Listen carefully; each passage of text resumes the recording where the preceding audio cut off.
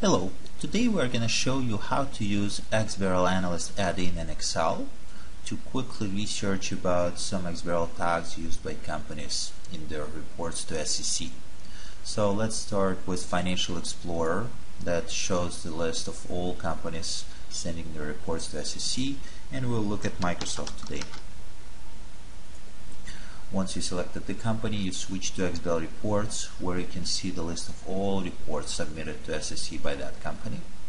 And at the bottom you see one tab, Statements and Notes, with a list of all financial statements and notes details.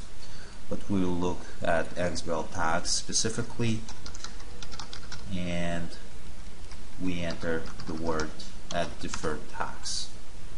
Now, our interest is the report 2011, where the company used deferred tax quite extensively. You can see the list is a lot larger, and we want to export it in Excel. For that, we click All Numeric and we click Value.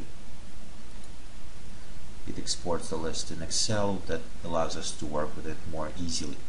Now we go to Historical Data, we select Microsoft, and just double clicking or clicking the arrow, we get it to the list of selected companies for the output. And we'll choose another company, Apple, for comparing it with. Once the company is selected, we select all periods, go to Financial Facts, where we can use this little tool to load XBRL tags. We choose Unpivot Data, open new worksheet to export the data there, and click Finish. This form of output is very useful for pivot tables in Excel. So we can just select Insert Pivot Table. Excel automatically selects the right region, and we insert the pivot table in a new worksheet. Here we're going to organize the data in the following form. The values go obviously in the value. We'll put ticker in the row and period in the row, and then we put financial concepts in the columns. Now we're going to simplify a bit how to work with the data by putting the slicer for financial concepts.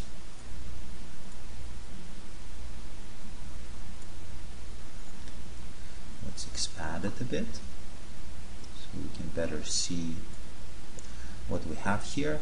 And we are going to look at two XBRL tags.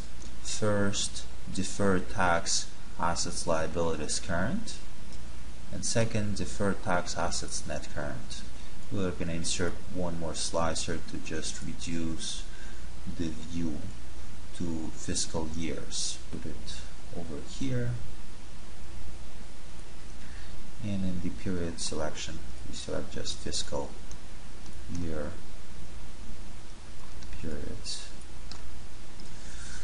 Now we have a very small and nice, easy to read table.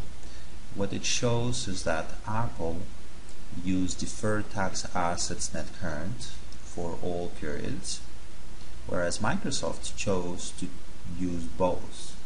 So it used Deferred Tax Assets Net Current until 2011, and in all periods it used Deferred Tax Assets Liabilities Net Current. The difference is that this tag is used on the asset side of the balance sheet, and it doesn't include the liabilities component. This tag includes liabilities and calculates net of assets and liabilities for deferred tax. If you wanted to look a bit more in detail what Microsoft did, we can choose on the pivot table and we can look at the value here. And at the same time we can look at the second complementary tag. So let's highlight them. The difference can be seen if you point at the value and look at the comment.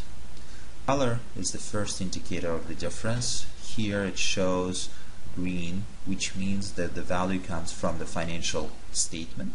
Here it's more pale, and it shows that the value comes from disclosures.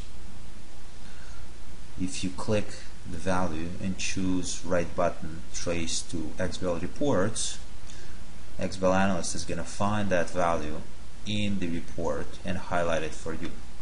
You can go to statements and notes and see that the report is balance sheet. When you choose the second one and click trace to XBRL reports, XBRLAnalyst goes straight to the disclosures, highlights the value, and you can see the difference. Now, if you scroll down to later report, let's say fiscal year 2013, and you look for deferred tax assets liabilities net current, this is the one, and you click trace to report,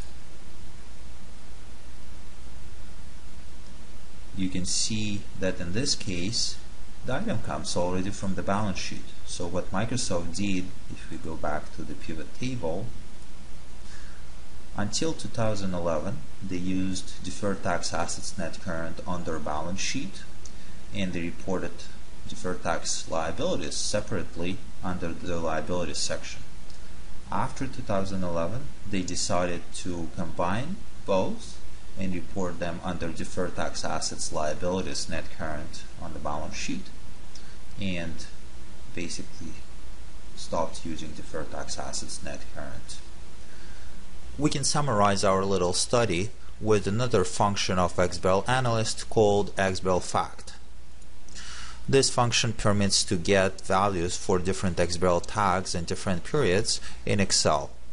So in this case we use Microsoft, and you can see the first parameter is the ticker, second parameter is the XBRL tag, third parameter is the year, and fourth parameter is the fiscal period. In this case we are interested in the annual reports.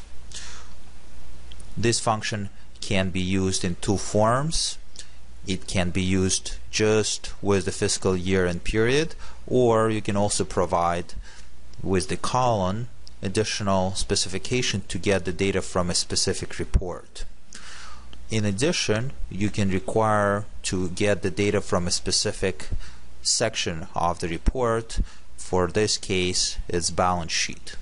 So what you can see now is deferred tax assets net current, as we pointed different values, were reported in the balance sheet up until 2011, and then Microsoft stopped using it. There are no values. On the other hand, deferred tax assets were reported in the disclosure deferred income tax assets up until 2011, and then in 2011 Microsoft switched to using it on the balance sheet. You can find this table on our website findynamics.com on the page examples, and the file will be called Microsoft Deferred Tax Assets. Thank you for watching.